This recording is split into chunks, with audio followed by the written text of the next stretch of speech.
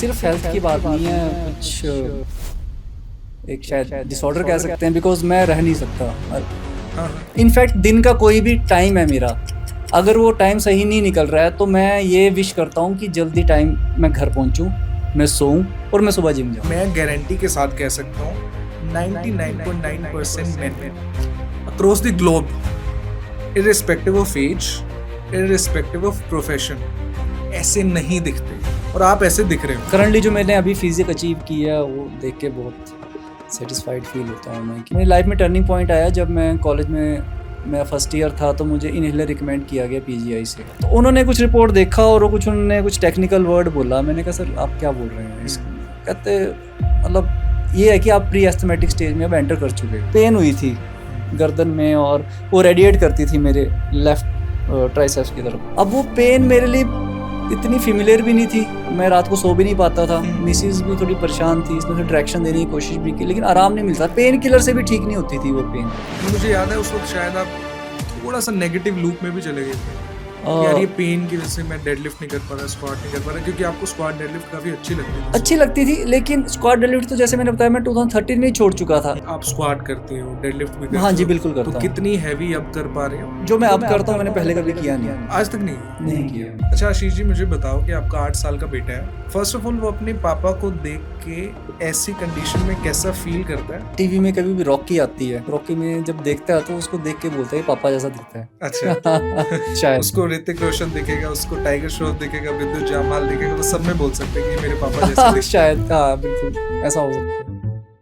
Guys welcome to first episode of Alpha Talks. आज हमारे साथ ऐसे इंसान बैठे हैं जिन्हें मैं डीपली खुद दिल से रिस्पेक्ट करता हूं, जो हमारे अल्फा मेन के मेंटी हैं।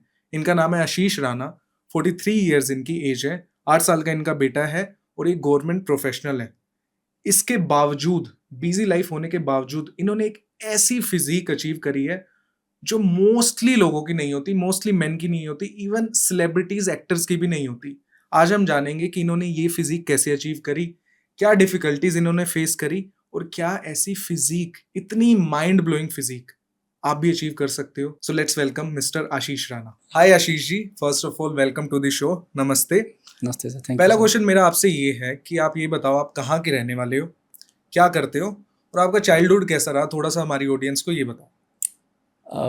बेसिकली मैं हिमाचल से रहने वाला हूँ, बट मेरा बर्थ और मेरी अपब्रिंगिंग सारा चंडीगढ़ में हुई है। ठीक है। और मेरी एजुकेशन स्कूलिंग सब चंडीगढ़ से हुआ है।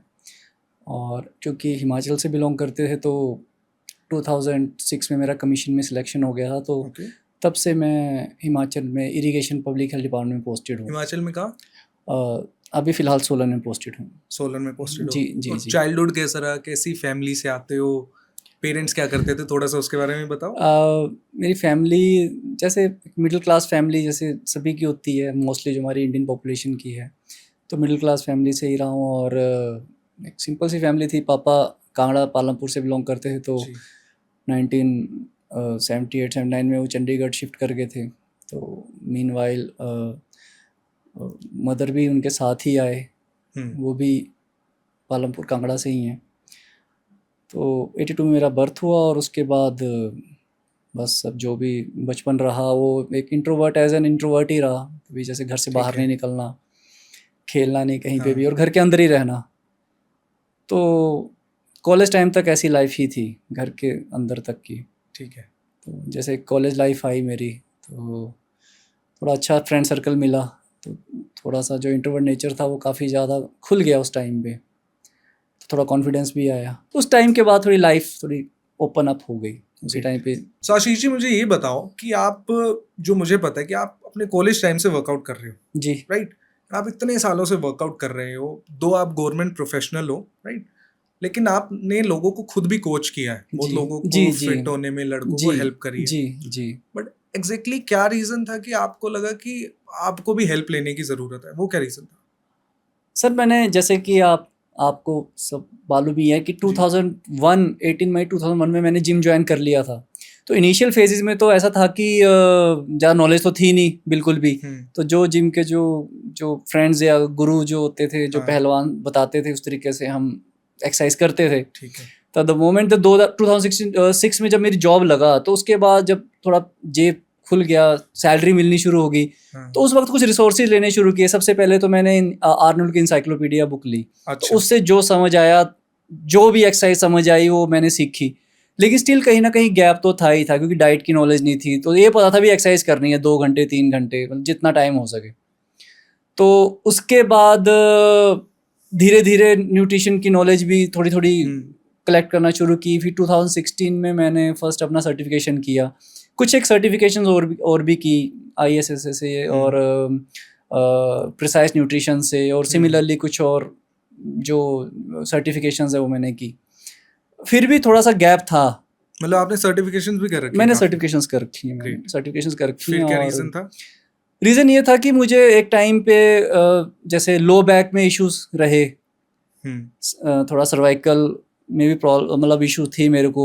मेरे क्योंकि मेरे वाइफ फिजियोथेरेपिस्ट है, तो उन्होंने मेरा बहुत हेल्प किया इसमें। और कुछ एक्सरसाइज थी जो मैं छोड़ चुका था सिर्फ अपने लो बैक पेन की वजह से। जैसे मैंने स्क्वाट बिल्कुल छोड़ दी 2013 में, डेडलिफ्ट भी पूरी तरह से छोड़ चुका था मैं। तब से मैं हाथ नहीं लगाता। दो मेरी वाइफ बोलती थी कि आपको एक्सरसाइज छोड़नी नहीं चाहिए, थोड़ी थोड़ी करते रहो, लेकिन माइंड इतना ज़्यादा मेरा इतना डर हो चुका था कि मैं मूवमेंट्स को हाथ नहीं लगाना चाहता था। हाँ, तो मुझे आपके बारे में पता लगा, मैं आपके वीडियोस भी देखता था, आपकी कितनी प्रिसाइज मूवमेंट होती थी। और मुझे ऐसा लगा कि मुझे एटलीस्ट एक ऐसा प्लान चाहिए जो मेरी जो जॉइंट पेन्स हैं, जो मेरे इश्यूज़ हैं, उसके हिसाब से मेरा प्लान बना हो।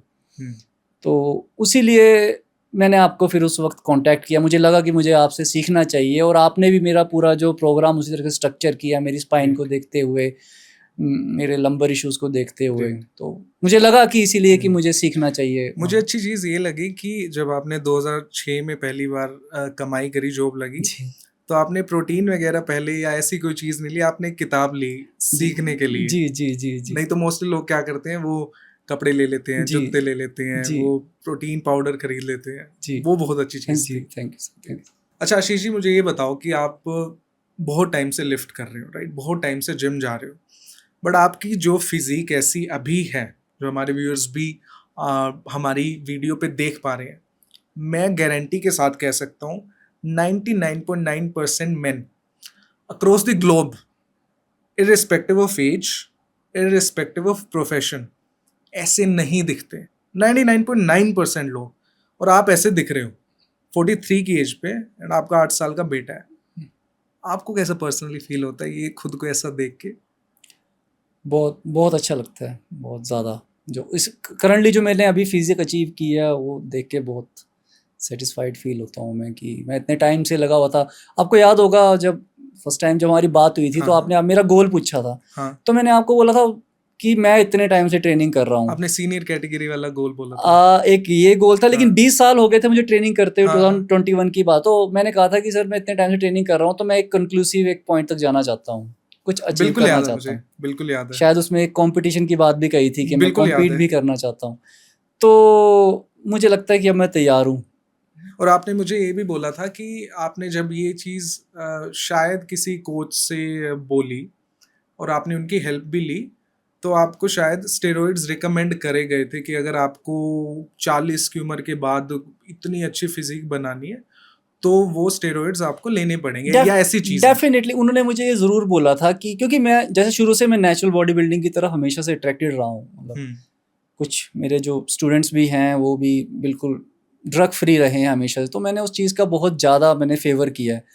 तो हाँ, एक काफ़ी जाने माने कोच है, मैंने उनसे कांटेक्ट भी किया था, तो उन्होंने भी बहुत सिंसियर थे वो। उन्होंने मेरी एज पूछी कि बिल्कुल। आपकी एज क्या है, तो उन्होंने यही कहा कि नेचुरली पॉसिबल नहीं है, आप जो फिजिक आप एस्पायर कर रहे हैं। क्योंकि मैंने उनको बोला था कि सर मैं कॉम्पीट भी करना चाहता हूँ, तो उन्होंने एक मुझे जेनेटिक लिमिटेशन की बात की थी मेरे से जी। उस वक्त, बिल्कुल की थी। चलिए जी। इसी पे बात करते हैं कि लोगों को ऐसा लगता है कि स्टेरॉइड्स लेने पड़ेंगे, नेचुरली नॉर्मल घर के फूड के साथ ऐसी फिजिक अचीव करना पॉसिबल नहीं है। आपने खुद भी काफ़ी लोगों को कोच किया है, जी। खुद भी काफ़ी लोगों को ट्रांसफॉर्म किया है, जी आप ऐसे अब दिख रहे हो।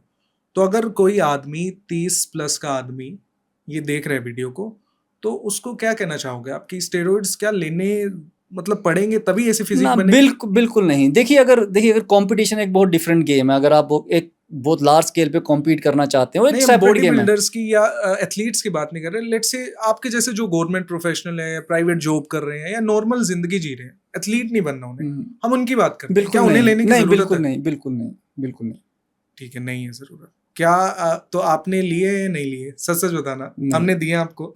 ना, बिल्कुल नहीं। गुड। अच्छा आशीष जी, मुझे ये बताओ कि आपने बताया कि आप गवर्नमेंट डिपार्टमेंट में हो, जी, इरिगेशन डिपार्टमेंट में, जी, राइट?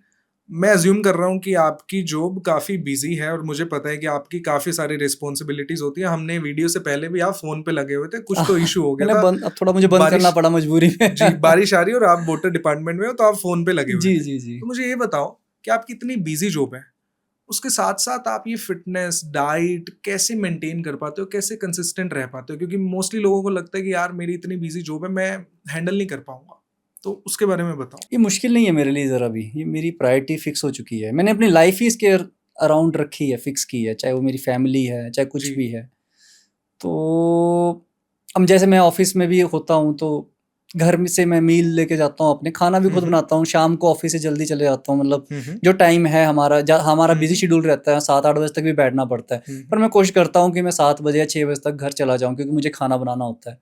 तो मैं खाना पहले अपने रात का बनाऊंगा, फिर अगले दिन का लंच का, हो सके तो अगले दिन का डिनर का भी, हो सके तो 1-2 दिन के एडवांस मील्स भी बनाने की मैं कोशिश तो करता आप हूँ। खुद ही बना मैं लेते खुद हैं? ही बनाता हूँ। आपने मुझे बताया था कुछ टाइम पहले कि आपकी ये भी रिस्पॉन्सिबिलिटी होती है कि आपको काफी सारे ऑफिसर्स को, आईएएस ऑफिसर्स को एंटरटेन भी करना पड़ता है और उनके साथ कभी कभी आपको सोशली लेट से कुछ खाना पड़ेगा, कुछ पीना पड़ेगा। तो क्या आप वो मैनेज कर लेते थे डाइट के साथ? इतना ज़्यादा हमारे सीनियर ऑफिसर्स के साथ तो होता ही है, बैठना ही पड़ता है। हम कहीं जाते भी हैं, मीटिंग्स भी होती हैं, कभी खाने के लिए भी बैठते हैं। तो हाँ, बट हमारा डिपार्टमेंट बहुत अच्छा डिपार्टमेंट है। मतलब कभी कभी मुझे किसी तरह की कोई दिक्कत नहीं आई किसी तरह से भी ना, कि मतलब कि नहीं यार ये तू ले ले, तो करना चाहिए, ऐसा कभी नहीं हो। सपोर्ट किया मुझे, डिपार्टमेंट से बहुत सपोर्ट मिला है। मतलब इस बट तरह का अगर, कभी कोई इशू नहीं आया। अच्छा मुझे ये बताइए कि कई लोग बोलते हैं कि मैं जब भी कोई फिटनेस की प्रिपरेशन करना चाहता है, कोई ट्रांसफॉर्मेशन करना चाहता हूँ, मेरे आसपास के लोग मुझे सपोर्ट नहीं करते, मेरे ऑफिस के लोग मुझे पुल डाउन करते हैं, मेरी फैमिली मुझे सपोर्ट नहीं करती, राइट? तो वैसे लोगों को क्या कहना चाहोगे आप? वैसे उनकी गलती भी नहीं होती, बिकॉज वो एक माइंडसेट जो उनका चला हुआ है, वो तो अपनी बात आपको बताएंगे। बिल्कुल। आप कितना उस बात को लेते हैं, ऐसा तो होता ही है। जैसे मुझे भी बोलते हैं यार तू, जैसे कुछ बोल देते हैं, बट मैं उस चीज़ को कभी भी सीरियसली लेता ही नहीं, बिकॉज मुझे तो वही करना है जो कैसे मुझे हैंडल करना करते है। हो आप उस चीज को, ये बताओ। मैं हैंडल करता ही नहीं, मैं सुन लेता हूँ बस, ठीक है, एक कान से सुन के दूसरे तो से मुझे तो निकाल वही देते हो? करना है। मुझे अगर सुबह जिम जाना तो जाना है, बिल्कुल। मुझे अगर खाना खाना है, अगर मुझे मना करना है चाय के लिए तो मुझे करना है। मतलब मुझे कभी दिक्कत नहीं आई, और वो भी समझते ही हैं, बिकॉज उनको भी पता है मैं काफ़ी टाइम से, मेरा एक फिक्स शेड्यूल है। मैं कह तो रहा हूँ कि मेरी लाइफ पूरी इसके सराउंडिंग फिक्स हो चुकी है, तो जो लोग मेरे आसपास भी हैं वो जानते ही हैं। अब शायद मेरा इंट्रोडक्शन भी ऐसे ही देते हैं कैसे कैसे देते हैं? कि ये तो जिम वाला बंदा है, तो नहीं खाएगा अच्छा। कुछ भी, एनीथिंग, अच्छा। कोई भी ऐसी चीज़ है तो। बस। तो जब मेरा नेटवर्क ऐसा बन चुका है, तो 80% 90% अगर वो बंदे मेरे साथ आसपास घूम रहे हैं, तो 10% बंदे नए होते जो आप कभी मिलते होंगे, उनको छोड़ के वो सब जानते हैं। तो मुझे ऐसा कभी मतलब इशू होता भी होगा बीच में, वो मैंने ध्यान नहीं दिया कभी। I understand. आपने बताया कि आपकी प्रायोरिटी है ये। अब मुझे ये बताओ, आप 43 इयर्स के हो, आपका करियर सेट हो गया है बढ़िया से, आपका एक बेटा है, बहुत अच्छा बेटा है, आपकी लाइफ अच्छी चल रही है, तो आपकी हेल्थ आपकी प्रायोरिटी है क्यों इस एज पे? क्योंकि मोस्टली लोगों की प्रायोरिटी तो होती नहीं है। मोस्टली लोगों को लगता है कि अब तो हमें हमें जॉब पे बिजी रहते हैं, उसी पे फोकस कर पाएंगे, हेल्थ पे फोकस नहीं कर पाएंगे। आपने अपनी प्रायोरिटी क्यों बना रखी है इस उम्र में? आप एक सिंसियर आंसर चाहते हैं मेरे से? बिल्कुल सिंसियर आंसर। आई गेस सिर्फ हेल्थ की बात नहीं है, कुछ एक शायद डिसऑर्डर कह सकते हैं, बिकॉज मैं रह नहीं सकता। और हाँ हाँ। मैं जब रात को सोता हूँ, इनफैक्ट दिन का कोई भी टाइम है मेरा, अगर वो टाइम सही नहीं निकल रहा है, तो मैं ये विश करता हूँ कि जल्दी टाइम मैं घर पहुँचूँ, मैं सोऊं और मैं सुबह जिम जाऊँ। I totally understand. ये एडिक्शन है, बहुत लोगों को होती है, मुझे भी है, और अच्छी चीज की वो एडिक्शन है। पिवट हो चुकी है उसके हाँ, सराउंडिंग्स ही। तो करेक्ट जब वो चीज़ ही मेरे उस पे घूम रही है, करेक्ट। तो ना तो मुझे स्ट्रेस इतना ज़्यादा अफेक्ट करता है, ना तो मुझे टेंशन इतनी अफेक्ट करती है, क्योंकि मुझे पता है कि मैंने घर जाना है, मैंने बिल्कुल। सोना है, क्योंकि मैंने सुबह जिम जाना है। अच्छा इसके बारे में बताओ, जब आप बोल रहे हो कि जब मेरा मूड ठीक नहीं होता, तो ऐसा दिल करता है कि मैं जल्दी से घर जाऊं और जिम करूं, तब उसके बाद अलग फील करूंगा। कैसा मूड होता है जिम करने से पहले जब खराब होता है, और जिम करने के बाद वर्कआउट करने के बाद क्या हो एक्चुअली जाता है? मूड खराब या बहुत कुछ भी off रेयर होगा, है। अगर कुछ ऑफ भी होगा ना, थोड़ा स्ट्रेस भी जैसे थोड़ा सा स्ट्रेस से होगा, मान लो। वो स्ट्रेस ये सोच के ठीक हो जाता है कि मैंने ultimately that day has to be end somewhere, होना ही हाँ। है, और मैंने जाके सोना है, खाना खाना, सोना है, और मैंने सुबह जिम जाना है। वो चीज़ सोचते ही मेरी बहुत ज़्यादा जो स्ट्रेस है वो उसी टाइम ही बर्स्ट हो जाती है, तो मुझे इतनी दिक्कत आती नहीं है। ठीक तो है। It's not all about health, it's like कि मेरी लाइफ ही उसके सराउंडिंग्स मतलब कि आपकी फिट हो प्रायोरिटी चुकी है। बन गई है।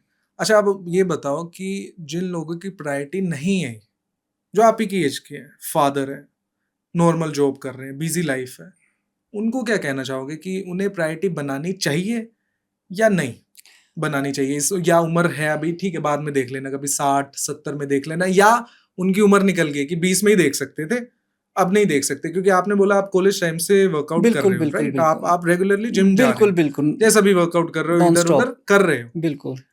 बट जिन्होंने नहीं किया और वो आपकी उम्र के हैं, क्या वो अभी भी प्रायोरिटी बना सकते हैं अपनी हेल्थ फिटनेस सर को? दो बातें हैं इसमें। ऐसा है कि एक तो कुछ लोगों को रियलाइज है कि उनको करना चाहिए, और कुछ लोगों को रियलाइज बिल्कुल भी नहीं है।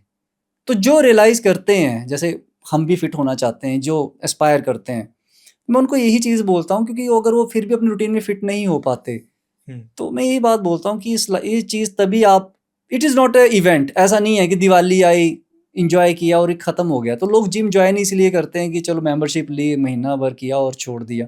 तो लोग जिम ज्वाइन करना एक्सरसाइज करने से नहीं दूर भागते, उनको कंसिस्टेंसी का इशू आता है। तो मैं उनको यही बोलता हूँ कि हाँ, आप लोगों को रेगुलर रहना चाहिए। उसका रीज़न ये है कि जैसे हम ब्रश करते हैं, नहाते हैं, कोई भी चीज़, ऐसी चीज़ जो डेली करते हैं, हमें उसके लिए मूड नहीं देखना पड़ता, हमें उसके लिए फैसिलिटी नहीं देखनी पड़ती, हमें उसके लिए कुछ भी नहीं देखना पड़ता। घर में कुछ कुछ हो जाए तब भी हम वो चीज़ करते हैं। तो आपको एक्सरसाइज भी वैसे ही लेनी पड़ेगी, और ये चीज़ तो मतलब कि मुझे लगता नहीं है कि अब कोई नई चीज़ रही है, मतलब। तो यहाँ बिल्कुल उनको करना चाहिए उस चीज़ को, उसी तरीके से उसको हैबिट बनानी चाहिए जैसे ब्रशिंग है, ग्रेट, नहाना है। ग्रेट। अच्छा, मुझे ये बताओ कि 40 साल की उम्र के आदमी, हुँ। आजकल हम देख रहे हैं जो यंग एज है, स्टिल उन्हें लाइफस्टाइल डिसऑर्डर्स हो रहे हैं, लाइक उन्हें बीपी का इशू हो रहा है, उन्हें लेट्स से थायराइड का इशू हो रहा है, उन्हें कोलेस्ट्रॉल ऊपर नीचे जा रहा है, डायबिटीज हो रहा है at such a young age, 30-35 में भी हो रहा है। आपने भी कुछ टाइम पहले तक आपको एज़मा की प्रॉब्लम रहती थी, कुछ टाइम पहले तक, एंड एक टाइम पे आपकी 65% लंग कैपेसिटी थी, जैसे आपने बताया। तो आपने उसके साथ कैसे डील किया? अभी वो प्रॉब्लम अभी कैसी है? और आपने काफ़ी सारे जॉइंट पेन के साथ भी डील किया। आपने बताया कि किया है, आपको किया है। सर्वाइकल की पेन रहती थी, बीच में बिल्कुल, नी की भी पेन रहती थी, आपको यहाँ पे भी एल्बो में भी जी, पेन जी, रहती जी, थी। जी, जी, जी। तो पहले तो आप बताओ कि एस्मा के साथ कैसे, लंग का जो इश्यू हो गया था उसके साथ कैसे डील किया, और ये जॉइंट पेन्स के साथ कैसे डील किया आपने? और उन लोगों को क्या कहना चाहोगे जिनको 35-40 की उम्र में ही ये सारी चीज़ें हो गई हैं? अगर मैं अस्थमा की बात करूँ तो जो एलर्जिक ब्रोंकाइटिस था वो मुझे 6 साल की एज से शुरू हो गया था। तो सीज़न आता था, समर में बहुत ज़्यादा प्रॉब्लम हो जाती थी, तो मुझे साँस की दिक्कत रहती थी। तो मेरी लाइफ़ में टर्निंग पॉइंट आया जब मैं कॉलेज में, मेरा फर्स्ट ईयर था, तो मुझे इन्हेलर रिकमेंड किया गया पीजीआई से। तो इन्हेलर से मेरी लाइफ़ बहुत ईज़ी हो गई थी। हुँ, एस्थलीन का इन्हेलर था और ब्यूटाकॉट का, उससे मेरी लाइफ़ बहुत ईज़ी हो गई थी। जब भी दिक्कत होती मैं इन्हेलर ले लेता था। लेकिन लाइफ़ में टर्निंग पॉइंट तब आया जब मैं 35 की एज का हुआ और मैं एक बार चेक करवाना चाहता था, बिकॉज़ मुझे जो मुझे साँस की दिक्कत थी, तो वो अस्थमा नहीं बना था, वो तो हुँ, ब्रोंकाइटिस का इश्यू ही था जो सीज़न हुँ, चेंज हुँ, होने पे होता था। तो उसके बाद मेरे वाइफ़ ने बोला एक बार आप हॉस्पिटल में चेक करवा लीजिए, हुँ। तो उसके बाद पता लगेगा, क्योंकि मुझे तब थोड़ा ज़्यादा मंथ्स में स्पैन कर गई थी प्रॉब्लम, और भी मंथ्स में रहने लग गई थी क्या समर्स के फ़ील अलावा। होता था, थोड़ा-सा बताना? सुबह-सुबह टाइटनेस फ़ील होती थी, सुबह अर्ली मॉर्निंग उठना। मुझे ठंड में कभी नहीं दिक्कत आती थी, बट उस टाइम मुझे ठंड में भी दिक्कत आनी शुरू हो गई थी मुझे। हुँ, तो वाइफ़ ने बोला कि आप एक बार हॉस्पिटल में चेक करवाइए, तो मैंने गवर्नमेंट मेडिकल कॉलेज जो 32 में है उसमें चेक कराया, तो उन्होंने मेरा स्पायरोमीटर टेस्ट करवाया उस टाइम पे। हुँ, तो उन्होंने कुछ रिपोर्ट देखा और वो उन्होंने कुछ टेक्निकल वर्ड बोला। मैंने कहा सर आप क्या बोल रहे हैं हुँ, इसके? कहते मतलब ये है कि आप प्री एस्थमेटिक स्टेज में अब एंटर कर चुके हो। तो हुँ। मैंने कहा मुझे क्या करना पड़ेगा? तो उन्होंने वही इन्हेलर, कहते इन्हेलर इज़ योर लाइफ। आप फोराकोड इन्हेलर उन्होंने बताया मेरे को 200। तो तब से मैं फोराकोड ले रहा था, लेकिन फिर भी एक थोड़ा टाइटनेस से तो रहती है ना। अब जब आप एक जब धीरे-धीरे उन्होंने बोल दिया आप प्री एस्थमेटिक स्टेज में हो, हुँ। तो जैसे-जैसे एज बढ़ेगी तो हम एस्थमेटिक स्टेज में तो एंटर करते जाएँगे। तो दिक्कत तो हो ही रही थी और ध्यान बार-बार जाता था। अस्थमा एक ऐसी चीज़ है, अगर आपका ध्यान नी भी जाएगा तो सांस की वजह से चला जाएगा, बिकॉज हम सांस से जुड़े हुए हैं। हम्म तो अब मैं पिछले 6 महीने जब से मैं इस ट्रांसफॉर्मेशन जब बहुत एग्रेसिवली, जब आपने भी कहा था, आपने मुझे गोल दिया था कि आशीष ऐसी बॉडी बनानी है हमने, मैंने उसको अपना वॉलपेपर बनाया। तो मेरा जब ध्यान पूरी तरह से फोकस हो गया हो, तो मैं पिछले कुछ एक 6-7 महीने से देख रहा हूँ कि मेरा ध्यान अब अस्थमा की तरफ बिल्कुल नहीं जा रहा है। और आपने वो 20 की स्पीड पे इंक्लाइन कुछ बता रहे थे? हाँ, मैं टेस्ट कर रहा था कि मैं अपनी जरा स्प्रिंटिंग चेक करूँ, HIIT ट्रेनिंग, ऑल्दो ट्रेडमिल पे। ट्रेडमिल पे। तो लास्ट वीक्स में मैंने कुछ एक सर्किट्स मारे हैं जिसमें जो मैक्सिमम 20 की स्पीड ही मैक्सिमम होती है मैक्सिमम treadmills पे 20 की जो generally? मैक्सिमम इंक्लिनेशन होता है, उसमें मैंने हाँ। स्प्रिंट मारा, तो अप टू 15 to 20 सेकंड्स तक मैं करके सर्वाइव कर पा रहा था उस सर्किट को भी, हाँ। बिना किसी तरह से मतलब ऐसा लगे कि मेरे को सांस की दिक्कत हो और रही। जब वो 65% लंग कैपेसिटी थी तब ये करते तो क्या उसका रेप्लिकेशन होता? उस टाइम पे जब शुरू-शुरू में मुझे ये दिक्कत हुई थी उस टाइम पे, तो ये एक तो साइकोलॉजिकली भी बंदा बहुत बीट हो जाता है कि सांस की दिक्कत है, तो मैं स्प्रिंट नहीं कर पाऊँगा। तो होती थी दिक्कत, स्प्रिंट करना में मतलब माइंड में डर तो था, जैसे मैंने अपना बैक पेन का बोला, तो मैं स्प्रिंटिंग नहीं करता था, इतनी ज़्यादा नहीं करता था, लेकिन जैसे 8 से 12 की स्पीड पे स्प्रिंट किया, HIIT किया, पर इतनी एग्रेसिव स्प्रिंटिंग नहीं करता था मैं उस टाइम।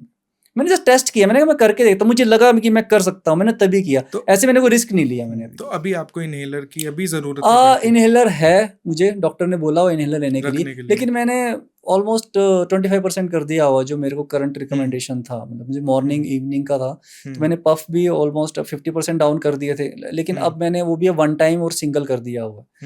Almost 75% down. यस, मैं डाउन।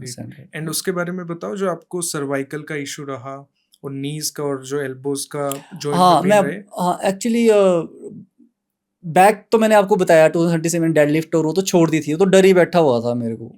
ठीक है।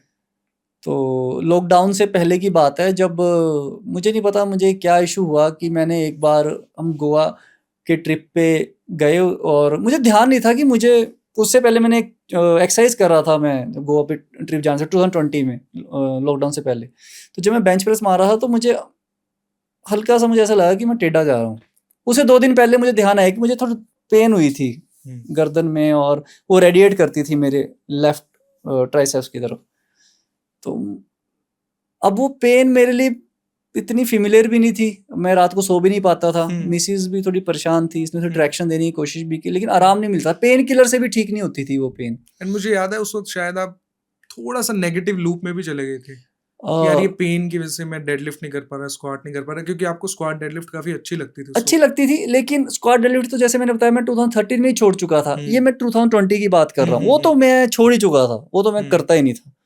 तो 2020 में पता नहीं मुझे समझ नहीं आया क्या हुआ कि मेरे जैसे वो दर्द पूरा गर्द और बिल्कुल एकदम स्कैपुला से होते हुए ट्राइसेप्स में जाती थी, तो मेरे को 2 दिन 3 दिन दर्द रहा, रात में नींद भी नहीं आती थी, तो पेन किलर से ही फर्क नहीं पड़ता था। मिसिस पेन किलर भी हालांकि बहुत रेयरली मुझे बोलती थी, लेकिन हम कहती अब चलो हो ही रहा था, आप ले लो पेन किलर, लेकिन उससे भी आराम नहीं मिला।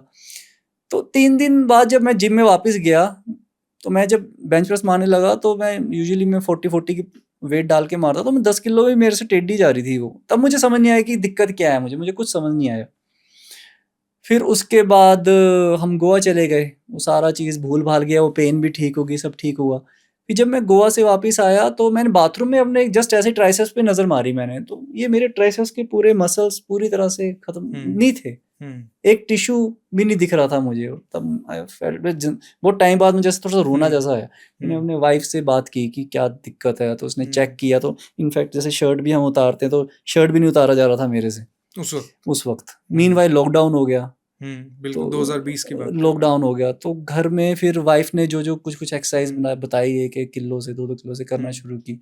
तो जब उसके बाद फिर जब मैंने आपको अप्रोच किया कि मेरे को ये दिक्कत भी थी, तब मेरा ट्राइसेप्स पूरी तरह से साइज गेन, मैं वापस वो साइज में नहीं आ पाया था जो मेरा पहले होता था, वेट भी नहीं उठता था, वेट भी नहीं उठता था मेरे से। तो आपने उसी हिसाब से, उसके बाद हमने उसे सोल्व कैसे किया, और अभी कुछ नंबर्स बताना मुझे कि अभी रिसेंटली हमने, आप स्क्वाट करते हो, डेडलिफ्ट भी करते हो? हाँ जी, बिल्कुल करता हूँ। तो कितनी हैवी अब कर पा रहे हो?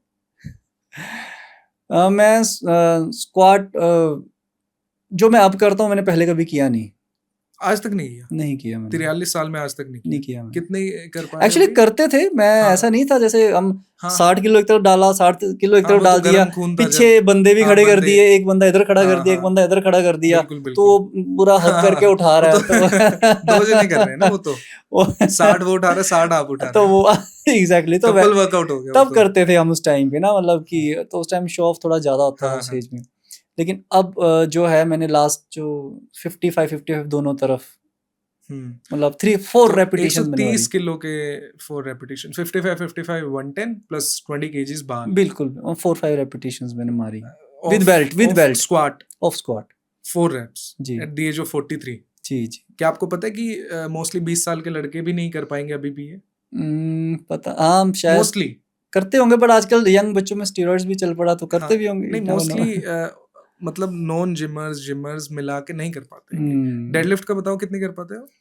जो मेरा डेडलिफ्ट है 50+50 दोनों तरफ। 120 किलो, ठीक है। और इसे ये मतलब सोल कैसे हुआ, ये पेन क्या किया है सामने? जो फेज Exercise मैनर में। पे आपने जो जिस Exercise तरीके से में। हमने प्लान्स किया, सेट किया, हम्म, मुझे याद है कि आपने शुरू में मेरे को मतलब काफी एक ऐसी वर्कआउट्स में ऐसी मूवमेंट्स भी डाली जिन्होंने काफी असिस्ट किया हम्म, इससे बाहर आने के लिए, स्ट्रेंथन करने के लिए। मैंने अपनी वाइफ को दिखाया कि ये वर्कआउट प्लान में डायरेक्ट तो लेग स्क्वाट्स है नहीं, डायरेक्ट तो डेडलिफ्ट है नहीं है, तो मेरी वाइफ ने बोला कि ये सब आपके उस एरिया को स्ट्रेंथन करने के लिए हैं, आप एक बार करो धीरे धीरे। तो मुझे लग रहा है कि वो जो सब जो चीजें अब एक अब स्मार्ट कोच का तो ऐसा होता ना कि he just tell you the smart coach and smart wife. तो आपने जो एक प्रोसेस सेट किया हुआ था, तो मैंने कहा सर पता नहीं डाल क्यों नहीं रहे हैं, बट वो बाद में समझ आया मुझे। तो आपने मुझे ये बताइए कि बहुत सारे लोग हमसे कोचिंग लेते हैं, तो बहुत उनमें से कुछ लोग ऐसे होते हैं कि स्टार्टिंग में डाउटफुल होते हैं। आपने 2006 से आप फिटनेस के बारे में पढ़ रहे हो, इतनी सारी सर्टिफिकेशंस करी हैं, राइट? तो आपको डाउट क्यों नहीं आया कि यार ये कुछ गलत तो नहीं कर रहे? मैं सब कुछ कर चुका था। अच्छा। मैं उस टाइम पे मुझे लो बैक के इश्यूज इतने थे, जब मैं इतना कुछ कर लिया तो मैं ये भी सॉल्व कर सकता था। मतलब अगर ऐसा होता तो मैं लॉकडाउन की बात है, उस टाइम पे मैं जब नीचे से उठ रहा हूँ, बैठ रहा हूँ, तो पेन, वो हाई पेन, मतलब वो बट मुझे पेन। ये अच्छे से याद है कि कभी भी आपने ना डाउट नहीं किया, क्वेश्चन नहीं किया कि आप ये गलत कर रहे हो, आपने ट्रस्ट करके कर लिया। उसका रीजन क्या था? अगर मैं शायद मतलब मुझे ऐसा लगता है कि जब मैंने आपको अप्रोच ही पूरे डाउट्स को खत्म करके किया था उस टाइम पे, कि मुझे मैं पूरी तरह से मुझे विश्वास था कि समर्पित कर दिया था, ऐसे कहते हैं ना। बिल्कुल बिल्कुल बिल्कुल। मैं आपकी मूवमेंट्स को भी बहुत ज्यादा, आपने देखा होगा, ऑन वेट लाइक सागर तो लाइक अल्फा मैन।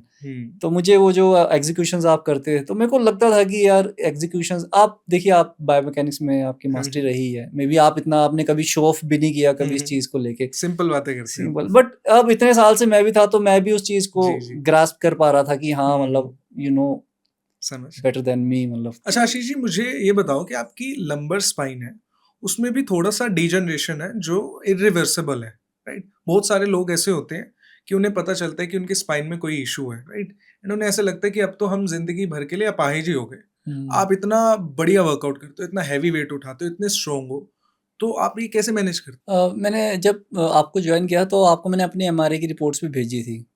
आपने कहा था कि आपने भी ये बोला था कि मैं भी कुछ जो मुझे नोन है मैं उनके साथ भी कंसल्ट करूंगा। तो बेस्ट पार्ट ये था कि जब मेरी वाइफ, वो भी एक फिजियोथेरेपिस्ट, उसने कहा था कि आपके जो स्पाइनल कॉर्ड है वो बिल्कुल सेफ है, ये कहीं कंप्रेशन का कहीं पे कोई साइन नहीं। एक तो मेरे लिए एक वो बूस्ट था कि चलो उसको कुछ हुआ नहीं है। एंड क्योंकि वाइफ ऑस्टियोआर्थराइटिस उसमें डायग्नोज किया था, एज रिलेटेड इश्यूज हैं, मेरे फादर को भी था, उनको भी नीज में प्रॉब्लम काफ़ी जल्दी आ गई थी, तो वो कुछ सिम्टम्स मेरे अंदर भी थे, मे बी जेनेटिकली होता होगा, ये मुझे इतनी ज़्यादा नॉलेज नहीं है। लेकिन वाइफ ने मुझे बोला था कि हाँ ये थोड़ा सा इशू है इसको लेके, क्योंकि वो फिजियोथेरेपिस्ट है, उसने एक बार ऑर्थो वालों को भी दिखाना ज़रूरी समझा, तो हम उनको भी दिखाने लगे। तो उन्होंने मुझे एक्सरसाइज के लिए जैसे मना कर दिया था कि आप इतना हैवी वेट अब मत करिए, आपको दिक्कत हो सकती है। ये 2018-19 की बात है, मुझे आई एम नॉट रॉन्ग, उस टाइम पे करवाया था मैंने। लेकिन ऐसा तो अब नहीं लगता कि, बट केयरफुली हम अच्छे से वेट उठा पा रहे हैं। बिल्कुल, क्योंकि सिंस आपने सारी रिपोर्ट्स गो थ्रू की थी, तो बट आपको ऐसा तो नहीं होता कि अब ऐसे लाइफ में कोई मोमेंट में ऐसा लगता नहीं, है कि ऐसा मैं कर नहीं नहीं है, सकता? ऐसा नहीं है, ऐसा नहीं। ग्रेट। बैक की प्रॉब्लम को पूरी तरह से भूल चुका हूँ। हम्म। अब तो मैं पूरी तरह से भूल चुका हूँ। मैं ये नहीं बोल रहा हूँ कि मैं ठीक हो चुका हूँ। देखिए ये बहुत एक अलग, यू नेवर गेट, जैसे आप स्ट्रांग हो रहे हैं। मुझे करेक्ट ऐसा लग रहा है कि मैं स्ट्रांग हो चुका हूँ उस करेक्ट पेन को ओवरकम करने के लिए, उस प्रॉब्लम को करेक्ट ओवरकम करने करेक्ट। के लिए। पेन वही है, आप स्ट्रोंग होते जा मैं रहे हो। स्ट्रांग हो गया हूँ। हाँ, करेक्ट। आपने बहुत सारी चीजों में अपनी वाइफ का नाम लिया, हम्म। तो मैं ये देख पा रहा हूँ कि आपकी वाइफ आपको सपोर्ट तो पूरा करते हैं जी चीजों में, बिल्कुल बिल्कुल। राइट? अच्छा आशीष जी, मुझे ये बताइए आप कि आपने खुद भी ट्रेनिंग काफी साल तक करी है, राइट? एंड आपने एक कोच के अंडर अब काम करके देखा, आपको डिफरेंट क्या लगा कि आप खुद भी ट्रेनिंग कर रहे थे और अल्फा मैन के साथ काम करने में क्या डिफरेंट लगा? कैसा एक्सपीरियंस था आपका? जब हम खुद ट्रेनिंग करते हैं तो हम बहुत ज़्यादा डाउट्स के थ्रू भी निकलते हैं। हम बहुत लिटरेचर भी पढ़ते हैं। मैंने भी बहुत लिटरेचर पढ़ा है रिगार्डिंग जो बीएससी के स्टूडेंट्स पढ़ते हैं। मैंने वो सब लिटरेचर पढ़ा हुआ है। प्रॉब्लम क्या होती है कि जब हम उसको खुद पढ़ते हैं और खुद जब उसको अप्लाई करते हैं तो आप हमेशा एक लिमिटेशन के अंदर ही रहते हैं। यू नेवर नो कि वो चीज़ें, अब रिसर्च पेपर्स तो बंदा पढ़ता है, उसकी एफिकेसी भी जज कर लेता है, लेकिन कोई ना कोई बंदा तो चाहिए जो उसको बताए कि हाँ ये चीज़ सही है, या चीज़ काम करती है, ये चीज़ काम नहीं करती। तो करता था, मैं अप्लाई भी करता था, लेकिन अब जैसे कुछ लड़कों को भी मैंने कोच किया हुआ है तो रिजल्ट्स भी आते थे, लेकिन बात जब खुद पे करने की आती थी तो किसी ना किसी कंक्लूसिव एंड पे मैं नहीं पहुंच पाता था। तो जब मैं अल्फा मैन, जब मैंने आपको ज्वाइन किया तो कुछ चीज़ें मुझे पता लगी अपने बारे में जो मुझे शायद ना लगती पता। जैसे कि मैं हमेशा से लो वॉल्यूम और हाई वॉल्यूम में के बीच में रहा हूँ। मैंने हाई वॉल्यूम भी किया है, मैंने लो वॉल्यूम भी ट्रेनिंग की, मैंने हर तरह की ट्रेनिंग की हुई है, जो पॉपुलर ट्रेनिंग है मैंने वो सारी ट्राई की। लेकिन जब वॉल्यूम आपने मेरे लिए सेट किया था वर्कआउट प्लान्स में, इनिशियली मेरे लिए थोड़ा वो चेंज था जिस तरीके का प्लान रहता था। लेकिन आज की डेट में जो मेरे अंदर चेंज आया हुआ है, तो एक पर्टिकुलर वॉल्यूम है जो मैंने आइडेंटिफाई किया आपके साथ। तो मैंने यही देखा कि वॉल्यूम ट्रेनिंग मेरे को बहुत ज़्यादा सूट करती है। आप शायद सबको वॉल्यूम ट्रेनिंग नहीं देते होंगे, शायद आप एक प्रोसेस है जिस तरीके से सभी आपने को डिफरेंट चीजें चाहिए होती हैं। Exactly exactly. लेकिन आपने जिस तरीके का मेरे को वॉल्यूम ट्रेनिंग दी, वो चेंजेस भी उसी वजह से आया। मैं आज मिसी से बात भी कर रहा था कि मैंने कहा कि मेरे को हमेशा मैं वॉल्यूम ट्रेनिंग में हमेशा से बीच में मैं अटका रहता था। आप किसी को गाइड तो कर सकते हैं, लेकिन अपने लिए वो बात है ना कि हेयर ड्रेसर अपने बाल खुद नहीं काट सकता। वो दूसरों के बाल तो बहुत अच्छे काटेगा, लेकिन उसको अपने बाल काटने के लिए भी एक एक्सपर्ट उस्ताद चाहिए। Correct correct correct. तो मतलब मैं एक काफ़ी अच्छे कंक्लूसिव पॉइंट पे पहुंचा हूँ कि मुझे क्या सूट करता है, जो मुझे शायद ना पता लगता अगर मैं नहीं ज्वाइन करता। कि हम ज्ञान दूसरों को दे सकते हैं, जब खुद पे अप्लाई करने की बात आती है तो हमें भी कोई चाहिए, मार्ग दिखाने वाला चाहिए होता है। चाहिए एग्जैक्टली चाहिए। अच्छा, अब आपके ना न्यूट्रिशन की बात करते हैं कि आपने ऐसी फिजिक अचीव करी, आप अंडर 10% बॉडी फैट में आए, राइट? आपके एब्स दिख रहे हैं, तो आपकी डाइट कैसी लगती थी? मोस्टली लोगों को लगता है कि एब्स अचीव करने के लिए, श्रेडेड होने के लिए, एस्थेटिक दिखने के लिए कि हमें बॉइल्ड फूड खाना पड़ेगा, मसाले वाला फूड छोड़ना पड़ेगा। तो थोड़ा सा बताओ कि आपकी डाइट कैसे लगती थी? सुबह से शाम तक आप जनरली क्या खाते हो या बॉइल्ड फूड खाते हो? थोड़ा सा उसके बारे में बताओ। डाइट तो बहुत ज़्यादा सिंपल थी, कोई कॉम्प्लेक्स नहीं था। मतलब घर के खाने के साथ ही कपल्ड थी सारी डाइटें। आप ये नहीं खा रहे थे एवोकाडोज, इंग्लिश फूड्स नहीं खा रहे थे एवोकाडो जो? मैंने वैसे पहली बार खाया लास्ट मंथ, जब मतलब सोलन में लिया, वहाँ मिलता है। क्योंकि इससे पहले मैं नाहन 5 साल रहा हूँ, तो नाहन में तो एवोकाडो नहीं मिलता। तो टेस्ट के लिए खा लेता, बेटे के लिए ले आता हूँ, बिकॉज वो थोड़ा उसको अच्छे लगते हैं ऐसे टेम्पटिंग फ्रूट्स वगैरह। ठीक है ठीक है। ठीक है। आप डाइट के बारे में बताओ कैसी लगती है? डाइट सुबह जैसे सुबह एक सिंपल एग जो अंडों का आमलेट आप होता है, साथ में अगर कुछ रोटी या स्लाइस, या उसमें भी आपने बहुत सी ऑप्शंस दे रखी हैं कि अगर आपने ओटमील लेना तो ओटमील ले सकते हैं, अगर पनीर है तो पनीर पराठा डाल सकते हैं। पराठा खा रहे थे आप? मैं पराठा खाता जब मैं घर जाता, जब वीकेंड्स में घर जाता हूँ या संडे वाला दिन होता है, मतलब जब वाइफ, बिकॉज रोटी मेरे से तो बनती नहीं है, तो कभी जैसे दिल कर पड़ा तो बनवा दिया। ऐसे कोई टेम्पटेशन होती नहीं, पर दिल करे तो हाँ, क्योंकि प्लान में है तो मैं खा सकता हूँ। मेरी ऐसी टेम्पटेशन ब्रेकफास्ट में खा लिया, कभी दिल किया तो खा लिया, क्योंकि उस प्लान में वो फिट होता था वो। उसके बाद अब क्योंकि अब कटिंग में था तो लंच में राइस जो आपने लिखे थे, राइस और जो चिकन जितना लिखा हुआ था, और जितना सैलड और दही, मतलब या सपोज अगर वेज डे है तो राजमा चावल दही वे प्रोटीन, और डिनर में भी कुछ वैसा ही, कुछ फ्रूट्स डाले हुए हैं मतलब। ठीक है, कभी कभी बाहर भी खा लेते थे आप, दिल करे या मान लो बेटा फोर्स कर रहा हो?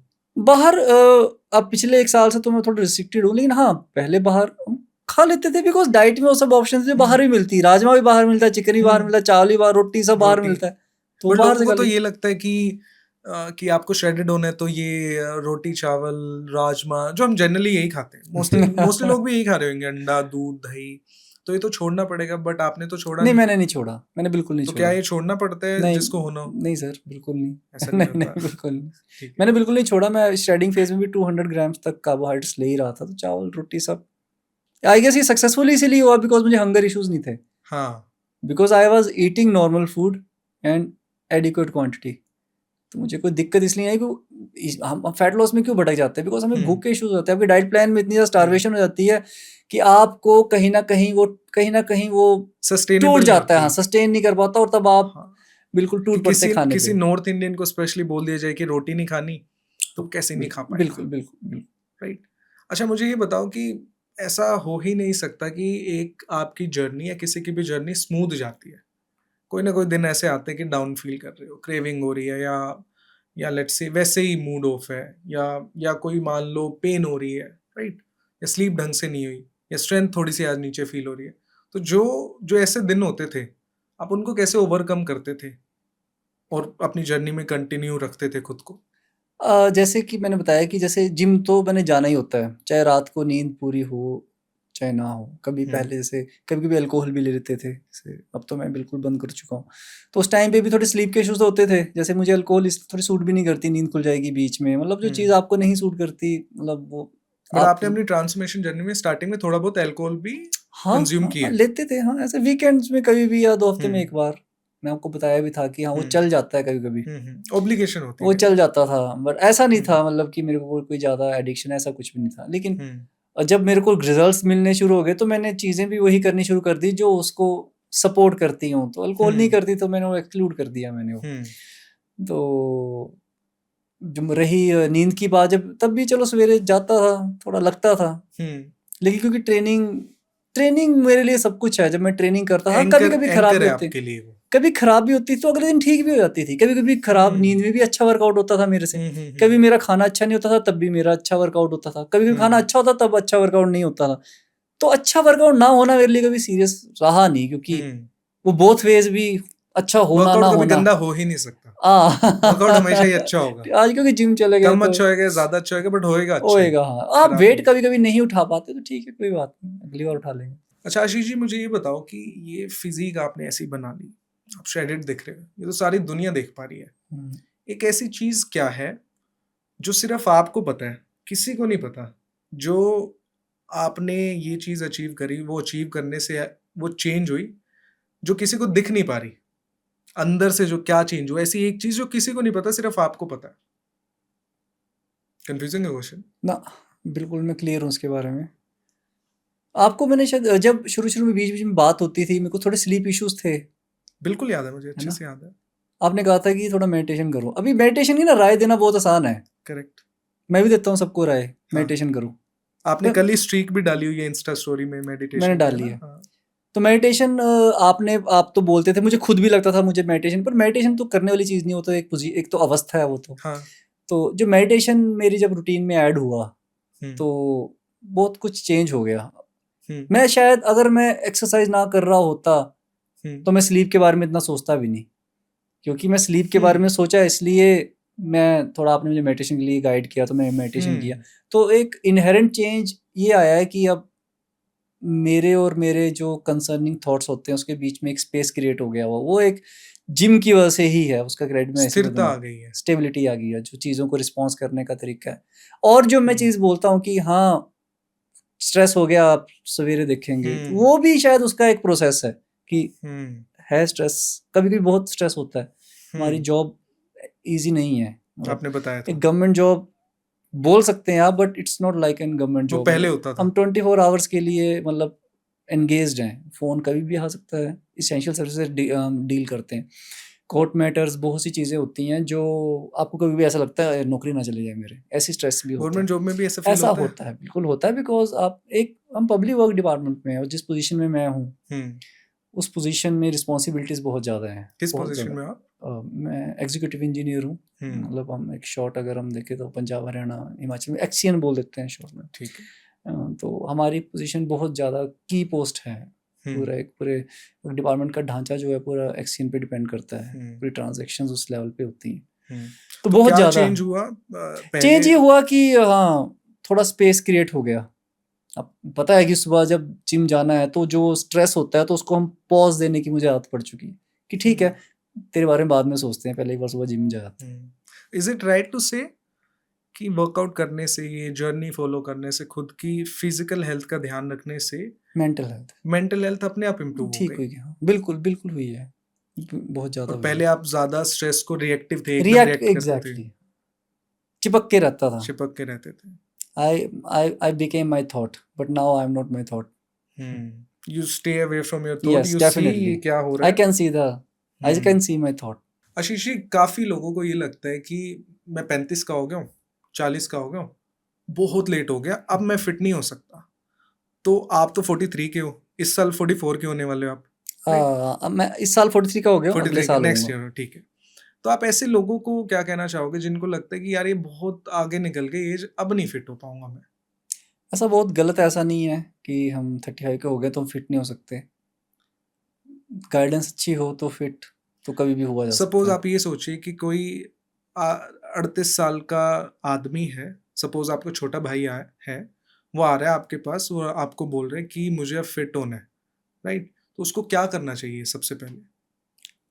मैं सबसे पहले उसको बोलूँगा कि हायरे कोच एक बार कोच ऐसा क्यों? के अंडर।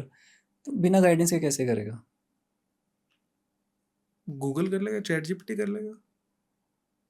फिर तो चैट जीपीटी से हम बीटेक भी कर सकते हैं, इंजीनियरिंग भी कर सकते हैं, कुछ भी कर सकते हैं। लेकिन बात वो नहीं है, बात ये है कि आपके लिए क्या सही है। मैंने आपको जैसे बोला अपने बारे में, जैसे मेरे लिए सबसे ज़्यादा एनलाइटन जो पॉइंट रहा वो ये रहा कि मेरे को वॉल्यूम वर्क किया।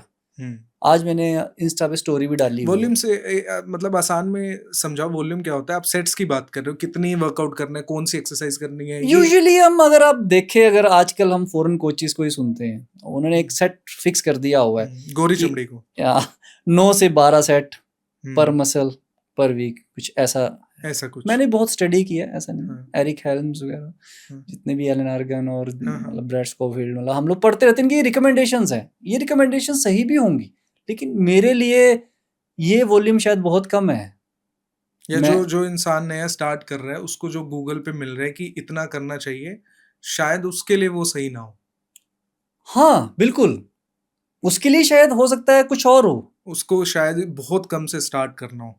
अगर वो बहुत ज्यादा मोटा है, बहुत ज्यादा अनफिट है, बहुत ही कम से स्टार्ट करना हो। ऐसा भी हो सकता है। और इसीलिए लोग एकदम जब जाके 5 दिन में पुश कर देते हैं, तब उनको हार्ट अटैक आ जाता है, और कोई दिक्कत हो जाती है तो ब्लेम आता है कि जिम की वजह से हो रही है। वो जिम की वजह से नहीं हुई, गलत वे में जिम करने की वजह से हुई, जो आप इन्फॉर्म नहीं थे। जी बिल्कुल।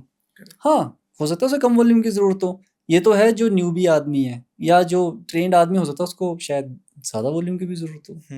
सो यू मीन टू से, अगर आपको कोई वे दिखाने वाला है तो आपकी जर्नी का टाइम कम हो जाएगा, चांसेस ऑफ फेलियर कम हो जाएंगे। बिल्कुल। मे बी आप खुद भी कर लो, ऐसा नहीं है, बट हाँ, क्योंकि आपको 100 पता में से नहीं है। 10% चांस होगा कि मैं भी खुद ही कर रहा था।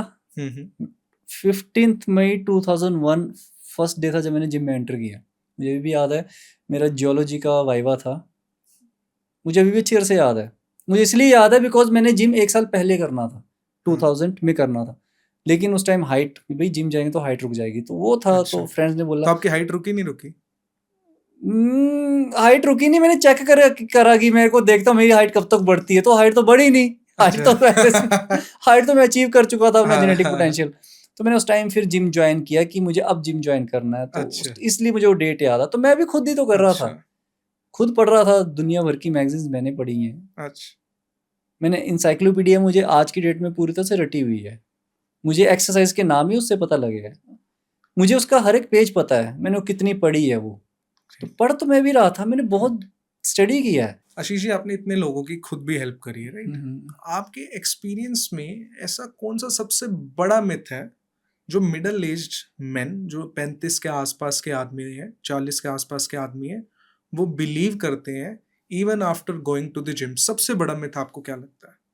उनको ऐसा लगता है कि उनको खाना छोड़ना पड़ेगा क्या मतलब है आपका खाना ट्रांसफॉर्म होने छोड़ने के से? लिए। एक तो मिडिल एज मैन सबसे पहले टारगेट करता है कि ऐसी कौन सी एक्सरसाइज मारे जिससे पेट कम हो जाए। हाँ, ये चर्बी तो की, मुझे पेट 100 में की से उसकी। तो 90 क्वेश्चन तो यही होते हैं कि पेट कैसे कम और क्या क्या खाना छोड़ना पड़ेगा। दूसरा क्वेश्चन ही होता है। तो मुझे लगता है कि तो बंदा खाना छोड़ने की जरूरत खाना नहीं है। छोड़ने की ज़रूरत नहीं है, सही खाना खाने की ज़रूरत है। ये कि ये सही और कितना आपको खाना है वो पता होना चाहिए। कौन बिल्कुल, और क्या खाना है। अच्छा आशीष जी, मुझे बताओ कि आपका 8 साल का बेटा है जो खुद भी मार्शल आर्ट्स करते हैं, राइट? एक्टिवली एंगेज करता है। फर्स्ट ऑफ ऑल, वो अपने पापा को देख के ऐसी कंडीशन में कैसा फील करता है? और आप अपने बेटे के लिए जो अभी 8 साल का है, जो 10 साल में 18 का हो जाएगा, आदमी बन जाएगा, उसके लिए क्या एग्जाम्पल सेट करना चाहते हो? एग्जाम्पल तो सेट हो चुका है, क्योंकि जब भी वो टीवी में कभी भी रॉकी आती है तो रॉकी में जब देखता है तो उसको देख के बोलता है ये पापा जैसा दिखता है। अच्छा। तो सब जानते हैं कि हु इज रॉकी। मूवी हाँ देखेंगे हाँ तो पता लग ही जाता है। जब वो उसके साथ अपने पापा को जोड़ रहा है तो ही हाँ। Knows who is Rocky and who is his father. तो शायद उसका कोई भी दोस्त ये सेम बात नहीं बोल सकता। शायद। उसको ऋतिक रोशन दिखेगा, उसको टाइगर श्रॉफ दिखेगा, विद्युत जामवाल दिखेगा, वो सब में बोल सकते हैं कि ये मेरे पापा जैसे दिखते हैं। शायद, हाँ बिल्कुल ऐसा हो सकता है। तो ये है। And what kind of example आप खुद को लेके कैसा सेट करना चाहते हो अपने बेटे के लिए, फ्यूचर के लिए? मैं उसके साथ हर वो स्पोर्ट्स एक्टिविटी खेलना चाहता हूँ जो वो एक बड़ा होके खेलेगा। तो एक फिट फादर, फिटनेस, कोई भी फिटनेस एक्टिविटी, कभी ऐसा ना हो कि बोले पापा आप तो थक गए, क्योंकि बच्चे चाहते हैं कि खेल ले, फादर उनके साथ भी खेल कि ले। जब आप 50 या 60 तक के भी हो, जब धैर्य लगभग 18 से 25 तक का होगा, यू वांट कि आप उसको कंपटीशन दे पाओ। मतलब ऐसा होना चाहिए। ऐसा मैं सोचता हूँ ऐसा। चलो आशीष जी, आपके पास 60 सेकंड है। आप 60 सेकंड में जो मैसेज देना चाहो, सोचो कि 30-40 के आदमी ही देख रहे हैं हमें, जो आपके छोटे भाई हैं, क्या मैसेज दोगे आप उनको? कुछ भी दे सकते हो, फिटनेस का है, कुछ भी। अब मैं ये बोलना चाहता हूँ कि बहुत से लोग जब भी मेरे को देखते हैं तो उनको ये लगता है, किसी को भी देखते होंगे फिट बंदे को, तो ये लगता है कि ये हम नहीं कर सकते, बिकॉज इसके लिए तो हमें बहुत टफ एक्सरसाइज करनी पड़ेगी या बहुत स्पेशल डाइट खानी पड़ेगी, बहुत पैसे लगाने पड़ेंगे। या बहुत पैसे लगाने पड़ेंगे। ये भी हो सकता है, लेकिन कई लोग पैसे वाले भी होते हैं, उनको भी ऐसा लगता है कि ये अनअचीवेबल है। लेकिन मेरा यही एग्जाम्पल, मतलब मैं यही बोलना चाहूँगा कि एक्सरसाइज करना कोई मुश्किल नहीं है, एक्सपेंसिव नहीं है। आप एक्सरसाइज कभी भी शुरू कर सकते हैं, और डाइट और फूड लेना भी कोई कॉम्प्लेक्स चीज़ नहीं है। सिर्फ एक चीज़ चाहिए आपको, थोड़ा सा गाइडेंस की ज़रूरत पड़ेगी आपको, जो आप किसी भी अच्छे कोच के थ्रू ले सकते हैं। अगर अच्छा कोच लेंगे तो आपको जल्दी पता लग जाएगा, अदरवाइज चैट जीपीटी जैसे कि आपने बताया वो तो है ही। तो कोई इतना टफ नहीं है, it's not tough at all. थोड़ा कंसिस्टेंसी की ज़रूरत है और थोड़ी सी गाइडेंस की ज़रूरत है। तो नेक्स्ट क्वेश्चन मेरा आशीष जी की वाइफ पूर्णिमा जी से है कि पूर्णिमा जी ये बताइए कि बहुत सारी वाइफ्स को ऐसा लगता है कि उनके पति अगर फिटनेस पे ध्यान देंगे या जिम जाएंगे या जिम जा रहे हैं या थोड़ा बहुत अच्छा खाने की कोशिश कर रहे हैं, तो वो फालतू की चीज़ कर रहे हैं, उनको करने की नीड नहीं है, वो 35-40 के हो गए, ये क्या यंग लड़कों वाली हरकतें कर रहे हैं, और वो काइंड ऑफ उन्हें ना सपोर्ट नहीं करती अनफॉर्चुनेटली। तो tell me, why do you support your husband? And जो वाइफ्स हैं जो ये सुन रही हैं, उन्हें क्या करना चाहिए? मैं तो इसलिए सपोर्ट करती हूँ ना, क्योंकि ये उसके अराउंड है, मतलब इनका जो है, तो ये खुश है। आप उसी से प्यार कर सकते हो जो खुद से खुश है, मतलब जो खुद को पसंद करता है। जब ये कभी ऐसा टाइम होता है इनका, ये खुद को ना बहुत पसंद करते हैं तो मेरा मानते का मेरा प्यार बढ़ता है हाँ। मेरा प्यार ऑटोमेटिकली बढ़ता है कि हाँ, कि ये खुद को पसंद करते हैं। अब जो कुछ फीमेल्स को लगता होगा कि नहीं हमें टाइम नहीं दे रहा, कुछ नहीं दे रहा, एक बार उनको कुछ टाइम जाने दो जिम में। हाँ। और जब वो शाम को या चलो मॉर्निंग में जा रहे हैं, जब वो वापस आएंगे ना, तब उनसे बात करो, आपको डिफरेंस पता लग जाएगा कि बिहेवियर में। So kind of a selfish reason है कि हमारा पति खुश हो रहा है, हम उससे खुश हो रहे हैं, तो बड़ी है किसी ने फील ही नहीं किया है, शायद इस बात पे ध्यान ही नहीं दिया है। वो उनके बाद का जो जिम के बाद का जो टाइम है, उसमें उसका बिहेवियर आप जज कर सकते हैं कि वो कैसा है। मतलब बहुत डीप बात है। तो तो आशीष जी आपको आगे से 2 टाइम जिम जाना है। नहीं, वो इफेक्ट सारा दिन रहता है रहता है, वो 24 घंटे चलता है। सो गाइज, आई होप आपको वीडियो अच्छी लगी हो, आई होप आपको काफी सारी इसमें इन्फो मिली हो, and I hope you are motivated enough to take action for your self. If you like the video, this is our first episode, please like कर दो so that we get motivated to make many episodes to motivate you, and Alpha Talks के episode ऐसे ही आते रहेंगे. If you have any question, please write in the comments. Thank you.